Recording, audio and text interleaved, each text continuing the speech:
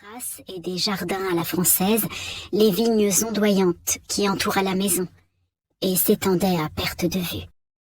Le paysage était magnifique et n'avait pas changé depuis des siècles. Le château de la Martinière avait été un vrai refuge pour elle quand elle était enfant, un endroit où elle se sentait au calme et en sécurité. Cette tranquillité était gravée à tout jamais dans sa mémoire. Et à présent, le château lui appartenait. Émilie ignorait cependant si sa mère, avec ses dépenses inconsidérées, avait laissé suffisamment d'argent pour l'entretenir. Mademoiselle Émilie prenait le temps de lui dire adieu.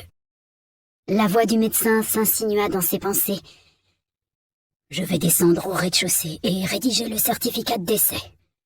Je suis vraiment désolée. » Il quitta la pièce après lui avoir fait un signe de tête. Est-ce que je suis désolée? La question surgit spontanément dans l'esprit d'Émilie.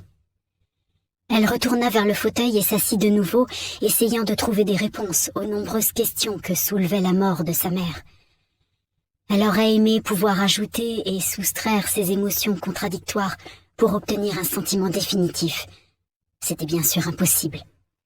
La femme qui était si désespérément immobile, si inoffensive à présent, et pourtant d'une influence si déroutante de son vivant, éveillerait toujours en elle une sensation de malaise. Valérie avait mis sa fille au monde, elle l'avait nourrie et habillée, lui avait offert un toit solide au-dessus de sa tête. Elle ne l'avait jamais battue ni maltraitée. Elle ne l'avait tout simplement pas remarquée. Valérie avait été, Émilie chercha le mot juste, indifférente. Ce qui l'avait rendue, elle, sa fille, invisible. Émilie tendit la main et la posa sur celle de sa mère. « Tu ne m'as pas vue, maman. Tu ne m'as pas vue. » Émilie était parfaitement consciente, même si c'était douloureux de l'admettre, que sa naissance avait été dictée par la nécessité de produire un héritier pour la lignée de la Martinière, une exigence satisfaite à contre-cœur, par devoir, plus que par désir de materner.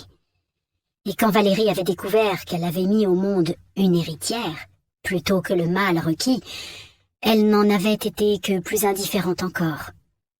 Trop vieille pour porter un autre enfant, Émilie avait été conçue alors que sa mère avait 43 ans, aux dernières heures de sa fertilité. Valérie avait repris sa vie de grande dame. C'était l'une des hôtesses les plus charmantes, les plus généreuses et les plus belles de Paris. La naissance d'Émilie et sa présence par la suite semblaient aussi importantes.